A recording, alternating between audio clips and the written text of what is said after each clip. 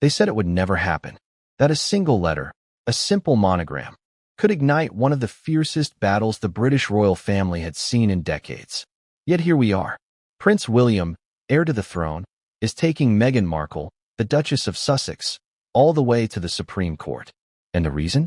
A coronet-topped M that she used on products for her new lifestyle company, as ever. At first glance, it might sound trivial, even petty. But the implications ripple far beyond a candle or a branded notebook. This is about legacy, protocol, money, and a family divided by ambition, principle, and power. Before we continue, please hit the like button, subscribe to the channel, and turn on the notification bell for updates.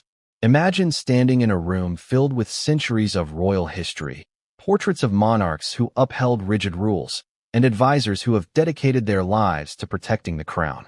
Then picture someone, a member of the family, deciding, quietly, that she can take a symbol of authority and tradition and use it in her own business ventures. That's exactly what Meghan did. And for William, it was the line that could not be crossed. The royal cipher isn't just a logo. It's a symbol of sovereignty, duty, and trust. Using it commercially? To him, it was exploitation, an act that blurred the boundary between personal ambition and the sanctity of the monarchy. The story of Meghan Markle and Prince William is layered with intrigue, tension, and history. It's a saga that stretches back to 2020, when the Sussexes stepped back from their royal duties, a decision that rocked the palace and the public alike. They traded their titles as senior royals for personal freedom and financial independence, carving out a life in California, far from Buckingham Palace. But freedom, as it turns out, comes with its own challenges and legal pitfalls. While Meghan sought to build a brand that reflected her lifestyle vision, William saw a dangerous precedent, a royal symbol leveraged for personal gain. It all started with the first glimpse of his Evers products. A candle adorned with the elegant, coronet-topped M, a notebook with the same emblem, even a subtle hint on packaging that suggested royal influence. Fans were intrigued. Critics were skeptical. And within the palace walls, advisors were horrified. Could this really be happening? Could a duchess use a royal monogram to sell products, potentially earning millions, without facing consequences? The answer, apparently, was no. And William decided that action had to be taken, swiftly, decisively, and publicly if necessary. But let's pause for a moment. Why does this story matter to you? To me, to anyone watching? Because at its heart, this isn't just about royalty or a monogram. It's about power, influence, and the fine line between ambition and respect for tradition. In a world obsessed with celebrity and branding, Meghan's move wasn't just a business decision. It was a challenge to centuries of established norms. And when those norms are broken, the consequences aren't quiet. They echo through the media, through family corridors, and, ultimately, through the court system. The battle over Evers branding isn't happening in isolation. There are whispers of legal strategy, of late-night calls between advisors, of meetings behind closed doors where every detail is dissected. There's speculation, of course, about whether Harry even agreed with Meghan's approach, and whether the fallout from William's decision could permanently fracture relationships. And then there's the public, a world watching every move, every statement, every subtle shift in tone. Social media has exploded with opinion. News outlets are racing to cover the story. And amid all the chaos, one question looms. What could have been so provocative about a simple M to trigger a legal showdown at the highest level? Some might call this a clash of personalities. Others, a legal necessity. But it is, without doubt, a drama unfolding in real time. The stakes are massive. Millions of dollars. The integrity of royal symbols. The very reputation of one of the most famous families in the world. And the outcome? It could redefine the rules for generations of royals to come. Yet, even as William's team prepares legal briefs and Meghan's camp consults top lawyers, the world remains captivated. How did it come to this? Why did William choose such a public, aggressive approach? And most importantly, what does this say about the relationship between tradition and modernity, between family loyalty and personal ambition? These questions linger, unanswered, building tension that promises shocking revelations as we dive deeper. Now, let's take a step back and look at Meghan's perspective. She is, by all accounts, a determined, ambitious woman, seeking to carve out her own space in a world that has scrutinized her every move since she joined the royal family. The creation of As Ever was meant to reflect her vision, her aesthetic, her values. To her, using the monogram might have seemed like an homage, a subtle nod to her past rather than an exploitation of it. But perception is everything. And in the eyes of the palace, every line, every symbol, every touch of royal imagery carries weight. This is where tension escalates. It's not just about the law, it's about interpretation. The line between homage and exploitation is thin, and crossing it can have enormous consequences. For William, this isn't theoretical, it's deeply personal. The integrity of the monarchy, of symbols that have represented authority for centuries, cannot be compromised. And so, the decision was made. Meghan must face scrutiny at the highest level, the Supreme Court. But even as the world braces for the legal showdown, there are layers yet unseen. Hidden alliances, strategic leaks, and subtle manipulations that could tip the balance in unexpected ways. Every product launch, every social media post, every statement by either party is a chess move in a complex, high-stakes game. And the audience? We are witnessing history, unfolding in ways that are dramatic, ironic, and occasionally shocking. So, as we embark on this journey, we must ask ourselves, what comes next? How will Meghan respond? Will the courts side with tradition, or will they allow modern ambition to reshape centuries-old rules? And beyond the courtroom, what will this mean for the relationships, the loyalties, and the very fabric of the royal family? One thing is certain, this is far more than a legal dispute. It's a story of power, ambition, family, and legacy, wrapped around a single, deceptively simple letter. But the first move has been made, and the tension is only beginning to build. William's legal strategy is reportedly meticulous, informed by decades of precedent and palace protocol. Meghan's approach is bold, reflective of her independent spirit and her determination to chart her own course. And in the middle of it all, the public, captivated, waiting for the next revelation that will make headlines around the world. Could a single emblem carry the weight of centuries? In the case of the royal cipher, it can, and it has. A coronet-topped letter M might look elegant, refined, even harmless to an outsider. But within the hallowed halls of the palace, it's a symbol laden with meaning, history, and authority. When Meghan Markle placed that emblem on her lifestyle products for As Ever, she may have seen a brand identity. William, however, saw a breach, a bold, unmistakable crossing of a line that had been guarded for generations. The royal cipher is not just a logo. It's a declaration of status, a visual representation of trust and duty. Monarchs have used initials adorned with crowns for centuries to mark personal items, official correspondence, and symbols of their reign. It's a signature that represents responsibility, not personal profit. To misuse it is to challenge tradition, to rewrite the rules that bind a family that has stood for over 1,000 years. And yet, here we are, in 2025, witnessing a modern-day dispute erupt over what some might call a minor detail. Let's take a closer look at the history. The monogram has roots deep in royal heritage. Kings and queens have long used crowned initials to seal documents, authorize correspondence, and signify personal ownership. These emblems were never meant for public consumption, let alone commercial gain. Over time, their use became codified into law and palace protocol. Lawyers, advisors, and courtiers have spent decades ensuring these symbols remain protected, respected, and untarnished. And for good reason. Every time the emblem is misused, the power of the crown is diluted, and the careful balance of tradition and modernity risks unraveling. Now, Meghan's use of the coronet-topped M on candles, notebooks, and other lifestyle products may seem innocuous to some. After all, branding is everywhere. Celebrities use initials, symbols, and logos to define their companies. But there's a critical difference here. Meghan isn't just a celebrity. She's a former senior royal. Her status carries historical weight. Her choices, particularly when it involves royal symbolism, are never neutral. They reverberate across the monarchy, the media, and the public. William's outrage is rooted not only in protocol, but in principle. The palace had already weathered the storm of the Sussexes' departure in 2020. There were discussions, compromises, and agreements meant to clearly separate personal ventures from the symbols of royalty. Meghan's decision, however, blurred that separation. The monogram appeared to give as ever the subtle aura of royal endorsement. And in William's eyes, that was unacceptable. Was this simply a misunderstanding? Or was it a calculated risk on Meghan's part, betting that her brand power could outweigh centuries of tradition? Critics on both sides have weighed in. Some argue that the royal cipher is outdated, a relic of a system that no longer fits a modern world where brands, personal ambition, and celebrity influence dominate. Others insist that the rules exist for a reason, to maintain the dignity and authority of the crown, ensuring that no individual exploits it for personal gain.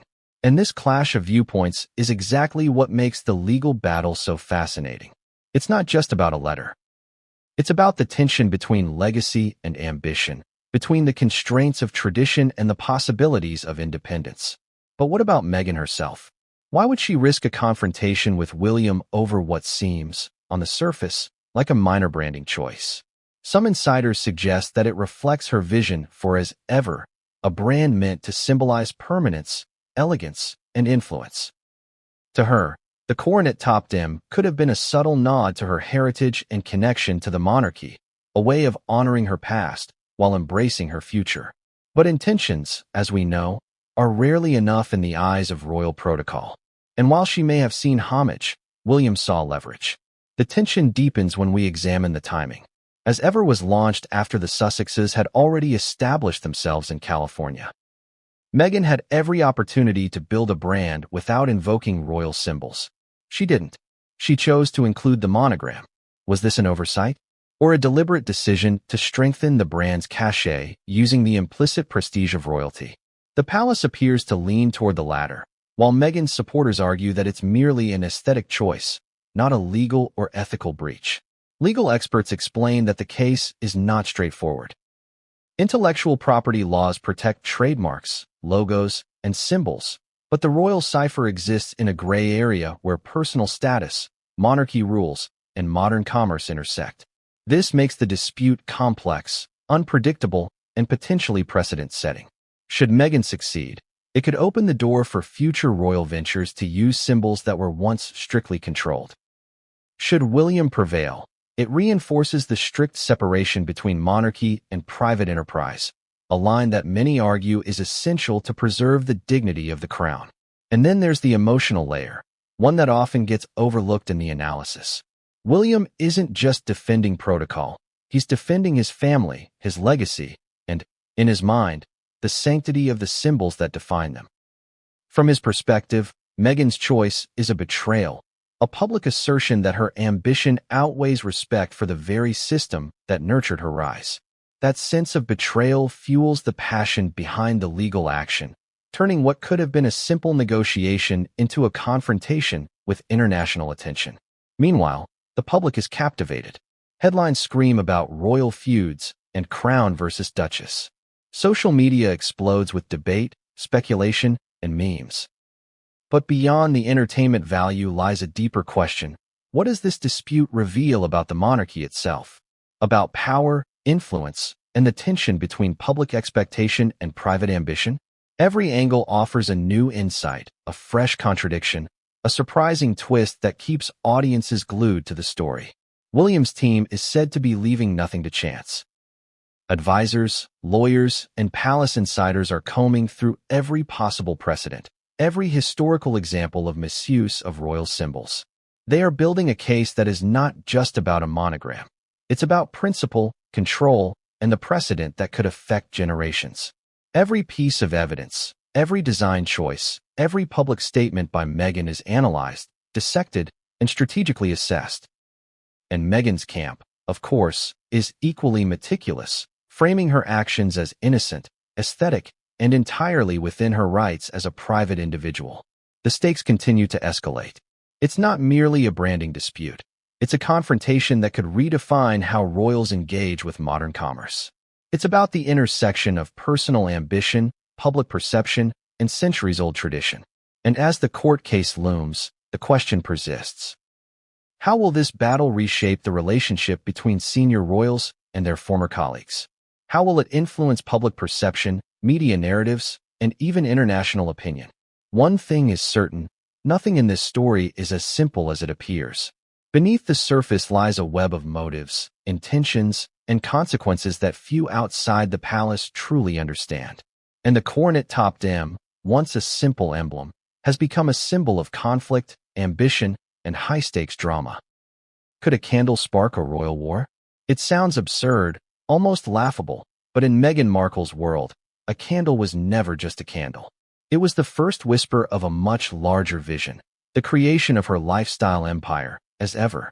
For Meghan, this brand represented freedom, creativity, and the opportunity to define herself outside the palace walls. For Prince William, it became the first undeniable evidence that a royal symbol could be leveraged for personal gain. And for the world, it was the beginning of a story that would intertwine business, family drama, and centuries-old tradition. The launch of As Ever was anything but low-key. Every detail was meticulously curated. Minimalist packaging, sleek design, and, most notably, the coronet-topped M. The products ranged from scented candles and journals to wellness items and home accessories, each infused with Meghan's vision of elegance and sophistication. To the average consumer, the brand exuded class and refinement. To insiders in the palace, it was a red flag, subtle, yet unmistakable. Imagine walking into a room filled with royal historians, lawyers, and advisors, and seeing a familiar monogram adorning commercial products. The tension would be palpable. This was not merely a matter of aesthetics. It was a perceived breach of trust. Royal symbols are carefully protected, and their use carries immense significance. Every crown letter on a product is interpreted as an extension of authority, a subtle claim of association, a nod to legacy. And in the case of Meghan's As Ever, it was almost impossible to separate the brand from the aura of the monarchy. But let's step into Meghan's perspective. She had spent years under intense scrutiny, watched for every decision, criticized for every choice. Creating As Ever was a declaration of independence. It was an assertion that she could build something lasting, meaningful, and personally fulfilling without depending on royal patronage or endorsement. The coronet-topped M was intended as a nod to her past, a whisper of her royal connection rather than a flagrant commercial exploitation. Or at least, that was how her team framed it internally. The products themselves were crafted to reflect her personal values: wellness, sustainability, and mindful living. Candles made from ethically sourced ingredients, journals designed to inspire reflection, home goods curated for elegance and simplicity. Each item was intended to carry a story, to communicate a lifestyle, not merely a label. And in theory, none of this should have caused a palace crisis. After all, many public figures have lifestyle brands. But Meghan was no ordinary celebrity. She was a former senior royal, someone who had been given responsibilities, privileges, and symbols that were not hers to commercialize. Critics quickly pointed out the contradiction. How could a duchess who had once pledged to serve the monarchy now use the symbols of that very institution to promote products and generate revenue? To them, As Ever wasn't just a lifestyle brand. It was a subtle exploitation of royal status. Headlines began appearing worldwide, questioning the ethics and propriety of Meghan's decisions. Social media amplified the debate, with memes, commentary, and public outrage mixing with fan praise for her entrepreneurial spirit. The tension was no longer confined to palace walls. It had gone global. And yet, Meghan persisted. The vision was clear and the business strategy precise. Product launches were timed with careful consideration, social media campaigns designed to maximize engagement, and public appearances strategically planned to enhance visibility. The coronet-topped M was central to the brand identity, appearing on packaging, promotional content, and even the company's website. It was subtle, elegant, and unmistakably associated with Meghan herself. For supporters, it was genius branding. For critics, it was reckless, a step too far in blurring the line between personal ambition and royal protocol. Within the palace, concern grew. Advisors and legal experts began assessing the implications of the branding choices. Could this set a precedent? Could other royals, past or present, use symbols associated with the crown for personal gain? The coronet-topped M became more than a logo. It became a symbol of potential chaos, a marker for debates about the monarchy's relevance, tradition, and control in a modern, celebrity-driven world. From a financial perspective, as ever was poised for success. Industry insiders noted that lifestyle brands associated with celebrity figures often see exponential growth in their early stages. The combination of Meghan's fame, the association with royalty, and the sleek, minimalist aesthetic positioned as ever for immediate commercial impact. Analysts speculated about the potential revenue, the reach of the products, and the influence of the brand on consumers around the globe. To William, however, these numbers only made the situation more alarming. The stakes were no longer hypothetical. The potential for profit amplified the perceived misuse of the royal cipher. Meghan's approach to public relations also added layers of complexity. Interviews, social media posts, and public statements carefully framed as ever as a brand built on values, authenticity, and independence. She emphasized the importance of wellness, personal growth, and mindful living. But underlying these narratives was a subtle, inescapable truth. The brand bore symbols intimately linked to her past life as a senior royal. And for William, that symbolism could not be ignored. It was precisely the element that turned a personal venture into a matter of legal concern, tradition, and family tension. The launch of the first candle became the lightning rod moment. Social media erupted with reactions ranging from admiration to outrage. Consumers praised the elegance, the concept, and the vision. Critics questioned propriety, ethics, and the implications of royal association. Even casual observers found themselves caught in the drama, debating whether a product line could truly challenge centuries of tradition. And as headlines multiplied, so too did whispers within the palace about the appropriate course of action. What followed was an escalation that no one fully anticipated. Internal discussions between William, advisors, and legal counsel intensified. Every aspect of the branding, every design choice, and every public statement by Meghan's team was scrutinized. Historical precedents were pulled from dusty archives. Lawyers debated the boundaries of trademark law, the interpretation of royal protocol, and the potential consequences for future generations of royals.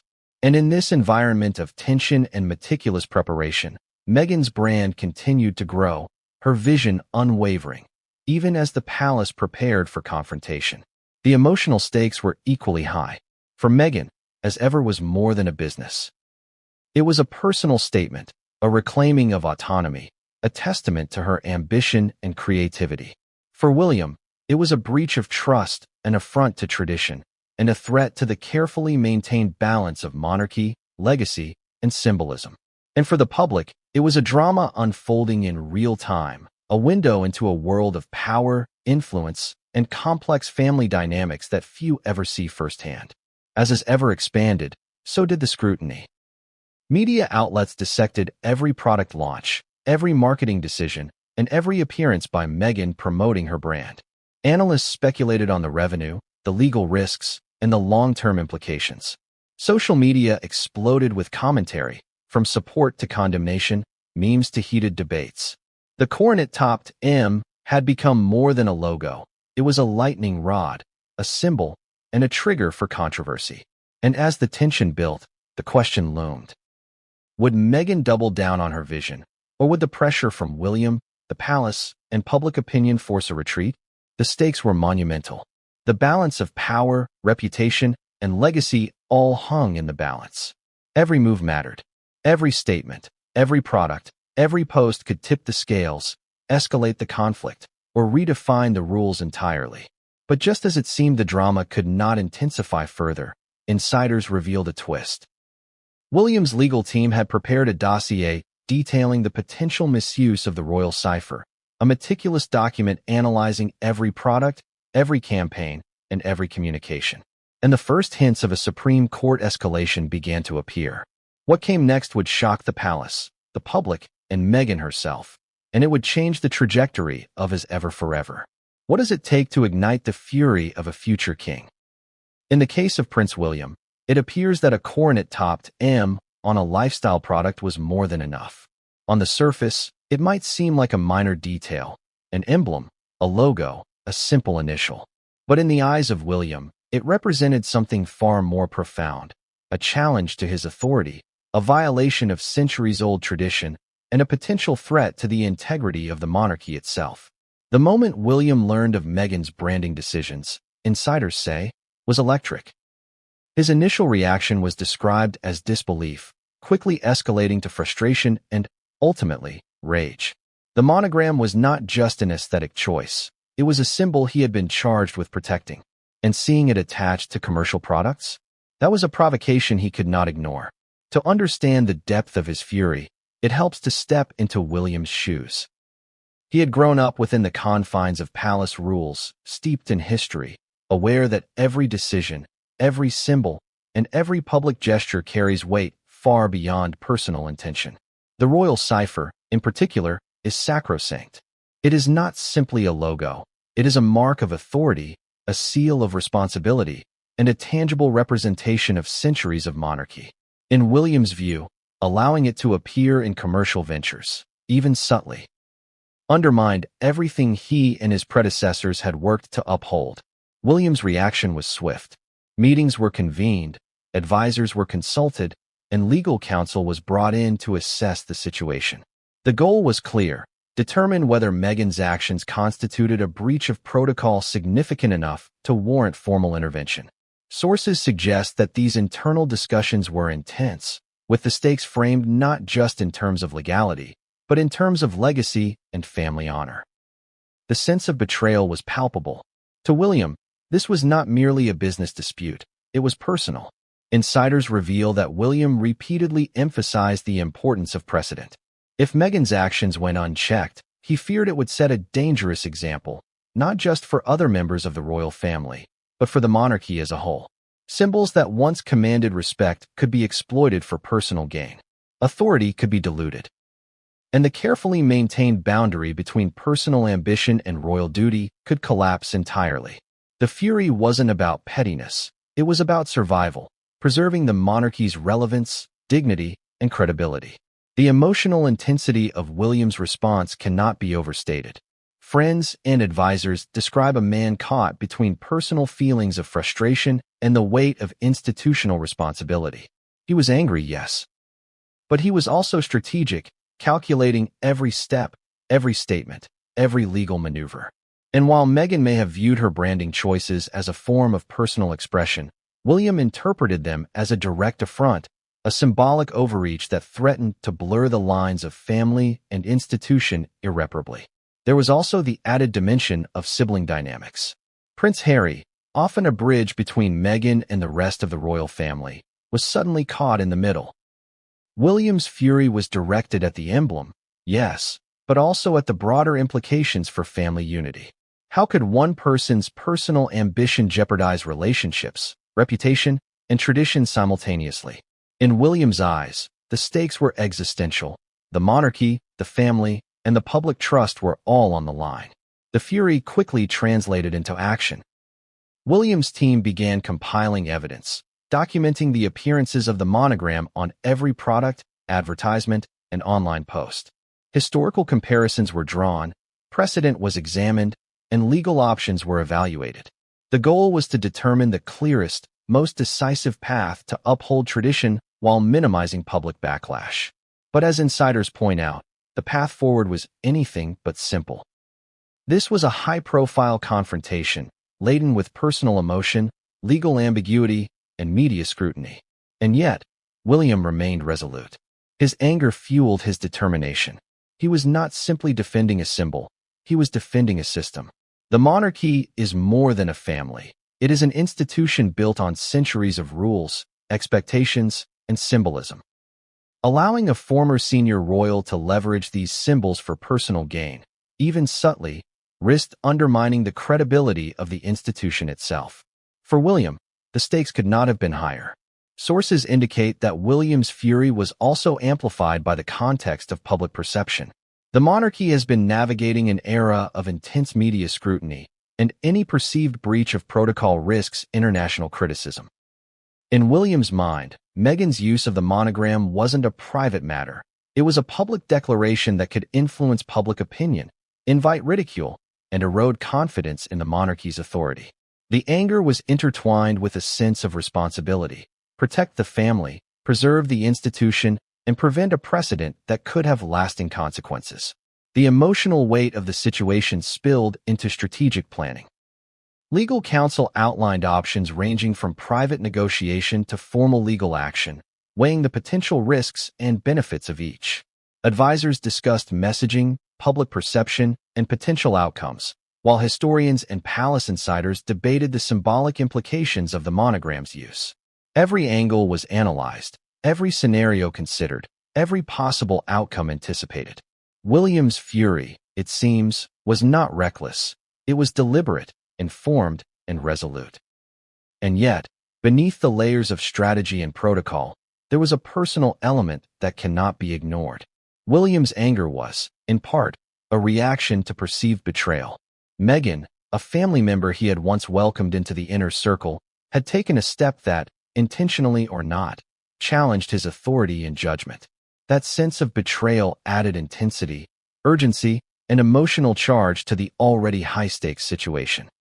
The public, of course, was oblivious to the private fury simmering behind palace walls. Media reports described the branding controversy, speculated about tensions, and analyzed the potential implications. Social media exploded with debate, meme culture, and opinion. But the true depth of William's response, his fury, his strategic planning, and his personal investment in defending tradition, remained largely hidden from public view. It was a storm brewing behind closed doors, one that promised to erupt in dramatic fashion. And then came the critical moment. Insiders reveal that William's legal team drafted preliminary documents outlining potential claims, referencing historical precedent, and emphasizing the importance of protecting the royal cipher from misuse. The documents were meticulous, detailing every appearance of the monogram, every promotional campaign, and every potential implication for the monarchy. It was clear that the situation had escalated beyond mere concern or private disagreement. The confrontation was inevitable, and the path was now set toward formal legal scrutiny. William's fury had ignited a sequence of events that could not be reversed. Meghan's branding decisions, once perceived as personal expression, had become a matter of institutional defense, legal strategy, and family tension. Every product, every post, every public statement would now be scrutinized under the weight of centuries of tradition and the authority of the future king. But as the palace prepared for confrontation, one question loomed larger than any legal argument or strategic consideration. How would Meghan respond? Would she retreat, modify her branding, or fight back? The answer would determine not only the future of as ever, but the trajectory of a conflict that had already captivated the world. And just when it seemed the tension could not escalate further, insiders leaked a startling revelation, one that hinted at a legal maneuver so bold it could upend expectations and force both sides into a battle no one had fully anticipated. When does a family disagreement become a full-blown legal war? For Prince William and Meghan Markle, that line was crossed the moment the coronet-topped M appeared on as ever products. What started as a branding decision had escalated into a confrontation that would pull centuries of royal tradition into the modern courtroom. This was no longer a private quarrel. It was a legal battle with implications for money, legacy, and the very meaning of monarchy in the 21st century. The first signs of escalation came quietly, behind closed doors. Legal counsel for William began reviewing every aspect of the brand, every product launch, every promotional material that carried the monogram. They scrutinized photographs, packaging, website graphics, and even social media posts. Their mission was clear: determine whether Meghan's actions constituted a breach significant enough to warrant formal legal action. And what they uncovered was more than enough to justify moving forward. Experts in intellectual property law explain that the royal cipher occupies a unique space, straddling the line between personal emblem and institutional symbol. It's protected not only by tradition, but also by a series of unwritten rules and precedents that govern its use. In the hands of a private citizen, or even a former senior royal, its appearance on commercial products is a gray area, fraught with risk. William's legal team argued that the inclusion of the monogram in as ever's branding crossed that line, setting a dangerous precedent that could weaken the monarchy's authority if left unchallenged. Meanwhile, Meghan's team defended her actions with precision and flair. From their perspective, the monogram was a subtle nod to heritage, an aesthetic choice rather than a commercial exploitation. They emphasized that the brand was designed to reflect lifestyle, wellness, and personal values, not to signal endorsement from the crown. But in a court of law, and in the court of public opinion, intentions can be difficult to prove, and the line between homage and violation is razor thin. The legal strategy developed by William's advisors was meticulous. Every precedent from past disputes over royal symbols was examined. Every potential defense Meghan might raise was anticipated. The aim was not only to halt the commercial use of the emblem, but to send a clear message. Royal symbols are sacred, and their misuse, even by a former senior royal, would not be tolerated. It was a strategy rooted in principle, legacy, and the need to protect the monarchy's credibility. Insiders suggest that the initial communications between the two camps were tense but polite.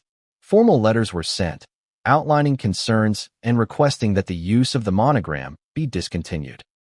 Meghan's team responded, defending the brand's aesthetic decisions and emphasizing its independence. But polite correspondence could not contain the storm that had been unleashed. As media speculation intensified, both sides realized that the dispute could no longer remain behind closed doors. The stage was set for a public legal confrontation. The announcement that William was taking legal action sent shockwaves around the world. Headlines screamed about royal feuds, branding disputes, and unprecedented courtroom drama. Social media exploded with speculation. Could a single letter really justify a Supreme Court case? Was this a fight over principle, pride, or profit? And beneath the surface, one question lingered. How would Meghan respond to this aggressive move by her brother-in-law? Legal experts note that cases involving symbols of royalty are exceptionally complex. They require navigating layers of intellectual property law, precedent, and, in some cases, constitutional interpretation.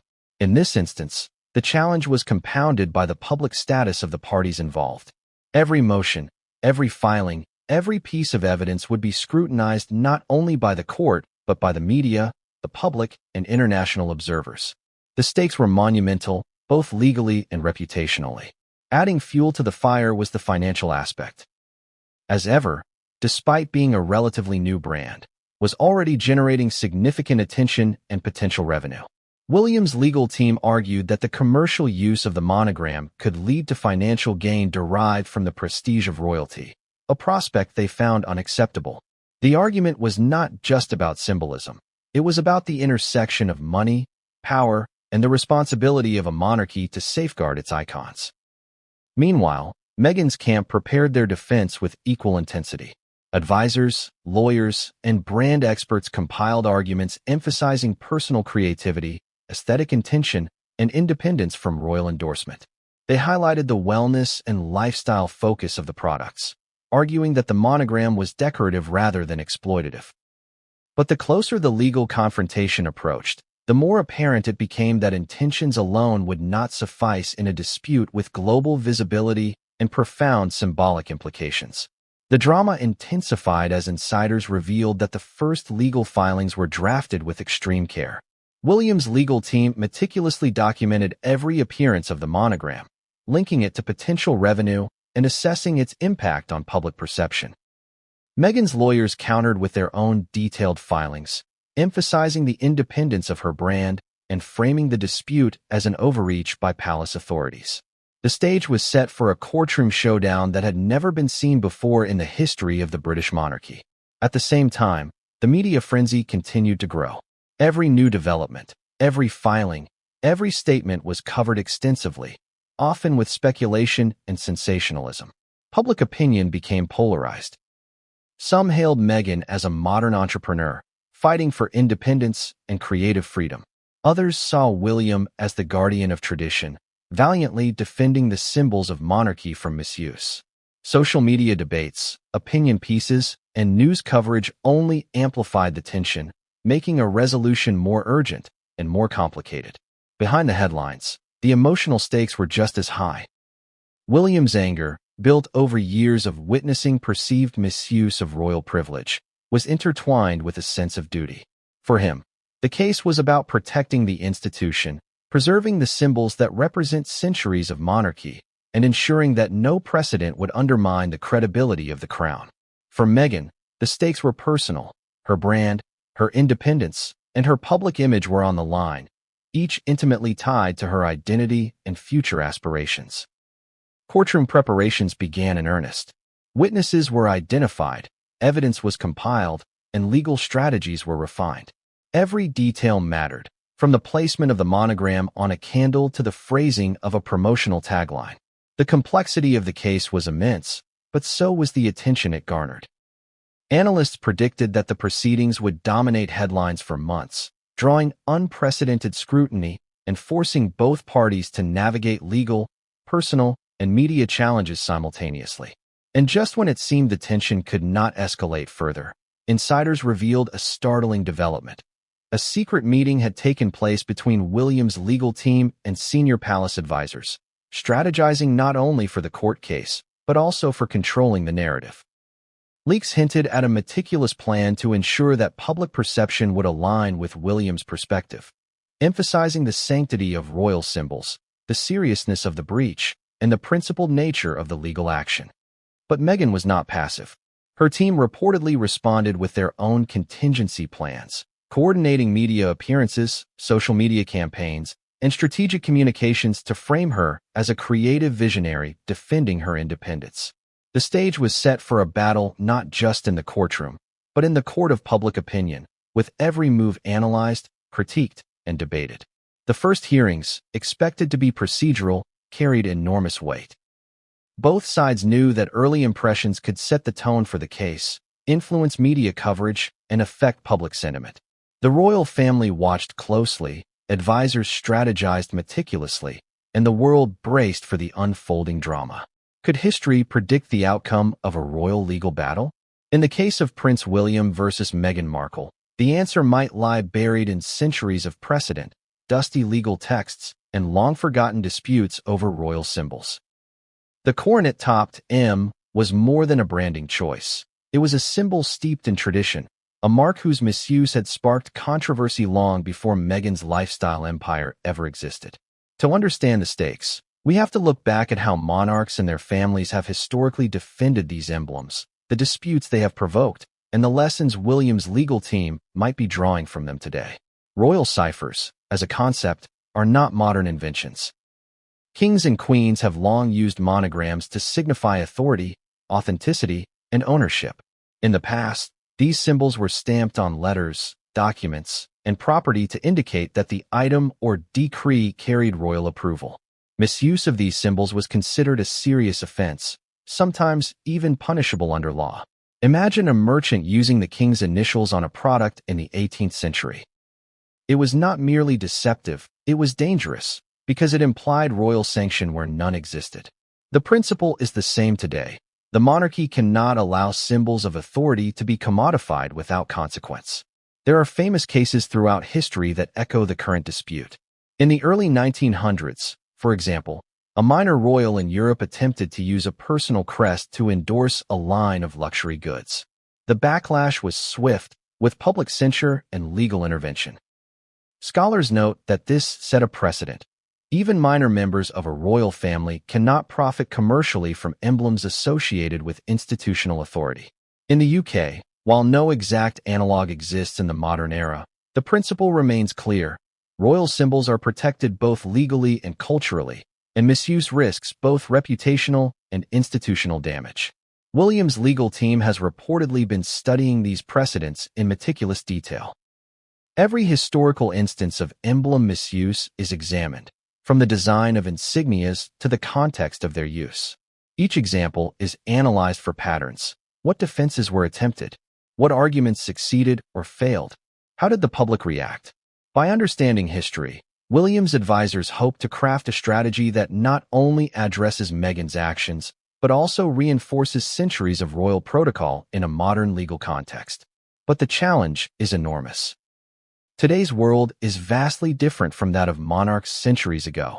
Media is instant, social networks amplify perception, and branding carries both cultural and financial weight.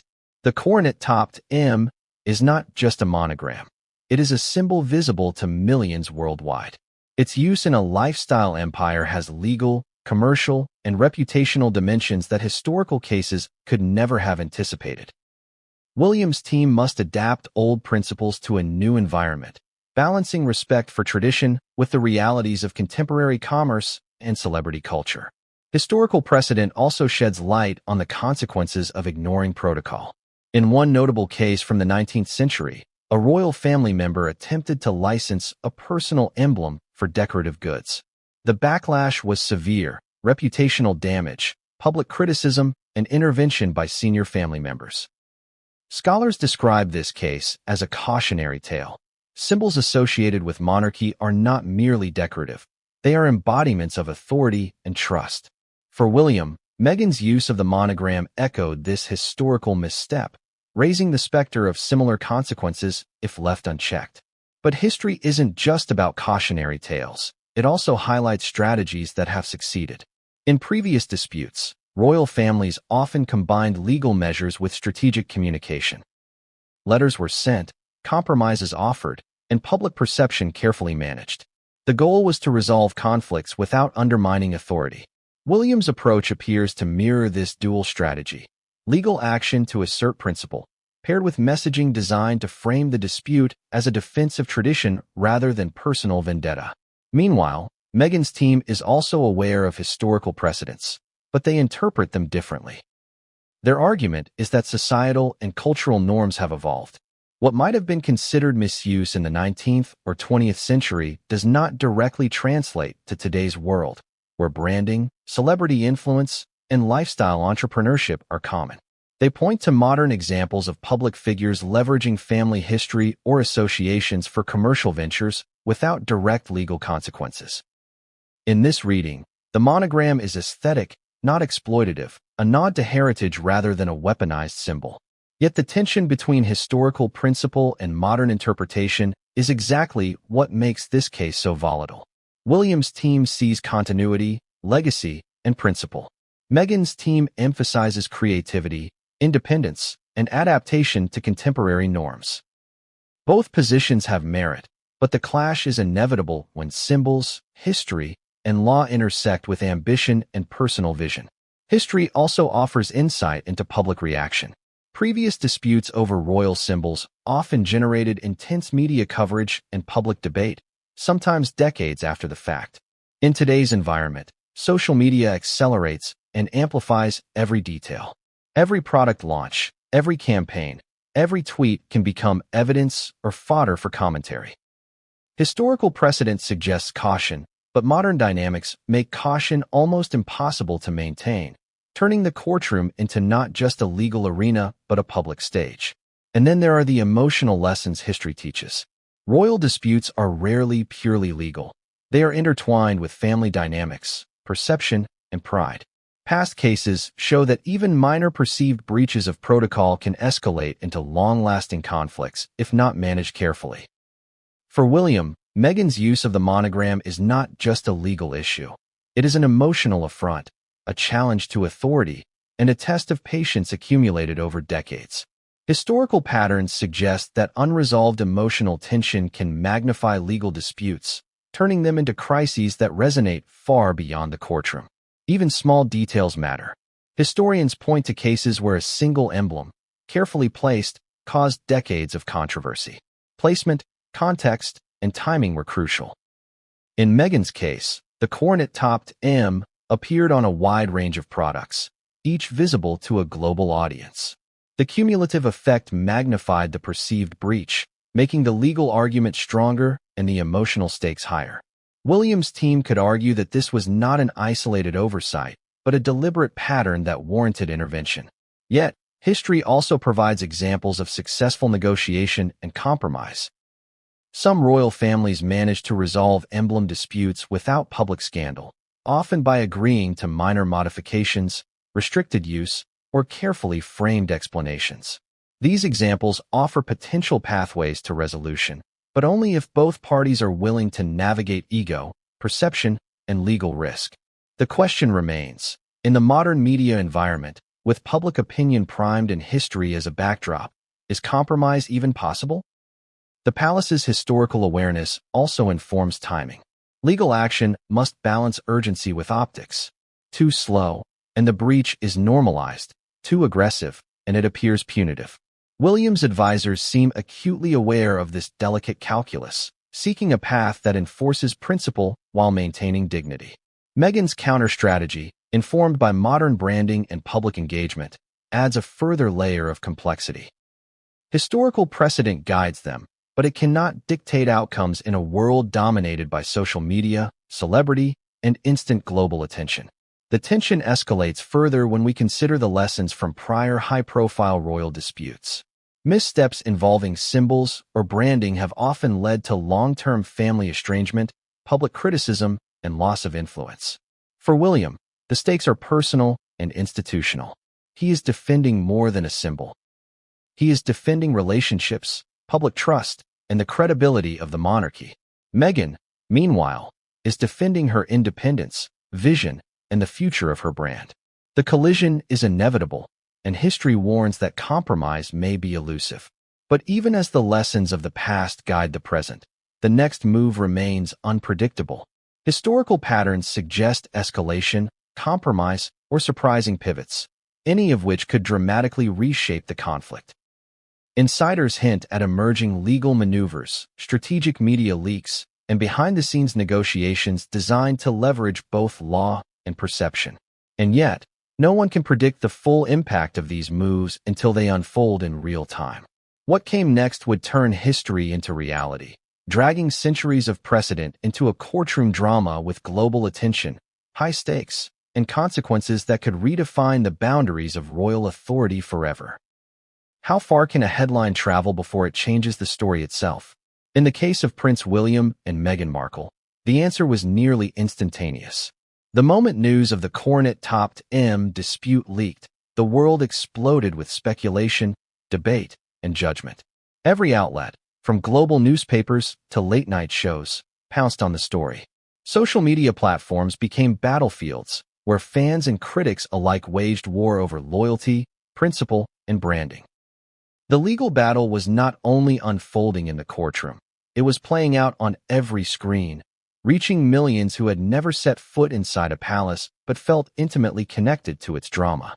The media frenzy began subtly, with reports hinting at tensions over branding and royal symbols under dispute. But these quiet leaks quickly snowballed. Soon, headlines screamed about royal feuds, Supreme Court showdown, and Markle versus William, the battle of the monogram.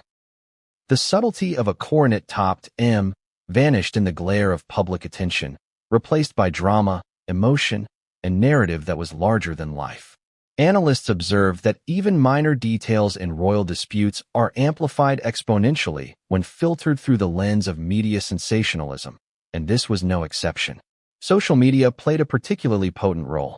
Platforms like X, Threads, Instagram, and TikTok became arenas for public debate.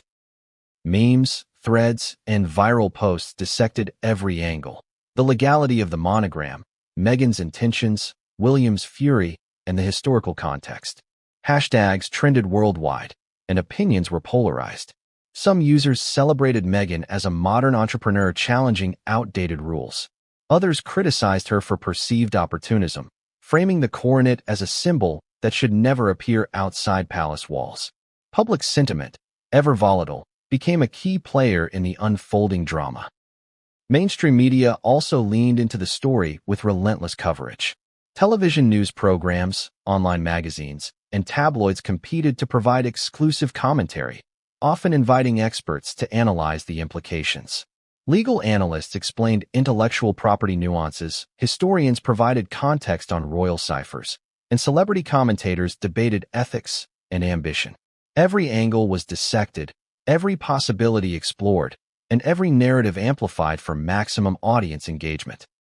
In this environment, the line between news and spectacle blurred, creating a feedback loop that intensified the conflict. The frenzy was not limited to analysis, it influenced perception. For many viewers, the coronet-topped M became more than a monogram. It became a symbol of ambition, audacity, and family tension. Public reaction influenced the pressure on both sides.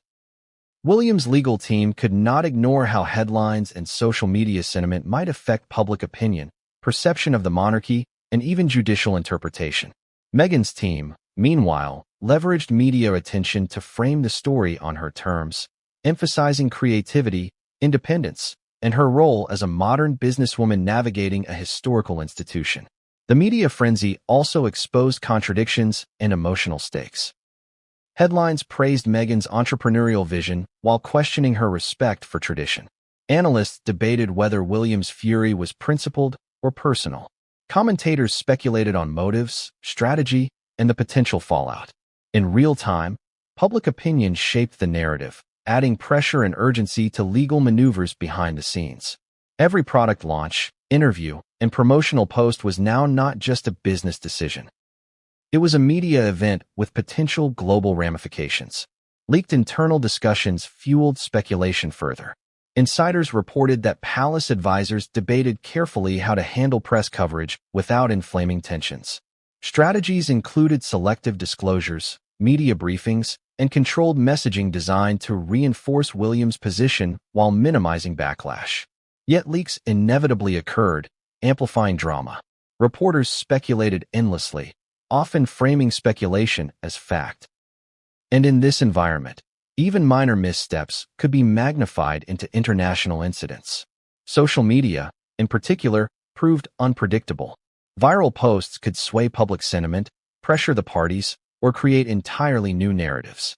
Memes comparing the coronet-topped M to corporate logos, cartoons depicting royal family tension, and speculative commentary on potential outcomes went viral within hours.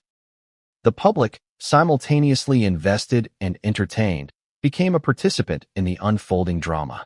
Every post, comment, and share contributed to a complex ecosystem where perception, opinion, and reality intertwined. Traditional journalism also added layers of pressure. Newspapers ran editorials analyzing the potential consequences of the branding dispute, questioning the ethics, legality, and implications for the monarchy. Opinion columns explored Meghan's independence versus William's duty, while legal journals dissected the potential outcomes of a Supreme Court case. Public debate became a swirling mix of history, legality, emotion, and spectacle. Every day brought new revelations, leaks, and commentary that kept the story at the forefront of international attention. This frenzy had tangible consequences for both sides. Williams' camp faced pressure to act decisively while managing optics, ensuring that the dispute appeared principled rather than vindictive. Meghan's team needed to defend her actions while navigating the twin challenges of media scrutiny and legal strategy. Both parties recognized that public perception could influence not only the court of opinion, but potentially the court of law, given the intense attention surrounding the case. Every move, every statement, every media appearance was strategic. Even family dynamics were affected. The constant media spotlight magnified internal tensions, making private reconciliation more difficult. The presence of cameras, reporters, and social media speculation meant that personal discussions were often overshadowed by the public narrative. In this way, the media frenzy itself became a character in the story, an unpredictable force shaping strategy, perception, and emotion simultaneously. As the coverage escalated, one of the most significant consequences was global attention. The dispute no longer belonged solely to the UK. It was international news. Analysts noted that global audiences brought varying cultural perspectives, influencing interpretation and adding complexity to public sentiment. Social media amplified these perspectives, creating an environment in which both local and international opinion mattered. Every new report, leak, or development was consumed worldwide within minutes. And just when it seemed that the media whirlwind could not intensify further, insiders revealed a leak of an internal communication from Williams' legal team outlining the potential financial implications of the monogram. Headlines erupted again, highlighting potential monetary stakes and fueling speculation about how far the dispute might escalate. The story had moved beyond symbolism, family tension, and legal precedent. It now involved global attention, financial stakes, and high-profile strategy. In this media-saturated environment, the tension was relentless. Both sides had to navigate not only the legal complexities of the case, but also the unrelenting scrutiny of the public and media. Every statement could be twisted, every leak amplified, and every narrative reframed. The coronet-topped M had become far more than a logo. It had become a lightning rod, a symbol, and a trigger for a global spectacle that neither side could fully control. But just as the frenzy seemed unstoppable, insiders hinted at a new development. A surprising alliance forming behind the scenes, with unexpected influencers weighing in, strategic leaks timed perfectly, and a media narrative poised to escalate the conflict even further. How does an institution that has existed for centuries respond when one of its own sparks global controversy? For the British royal family, Meghan Markle's use of the coronet-topped M in her lifestyle brand forced a reckoning unlike any in recent memory. This was not just about a logo. It was about authority, tradition, public perception, and the delicate balance between family and institution.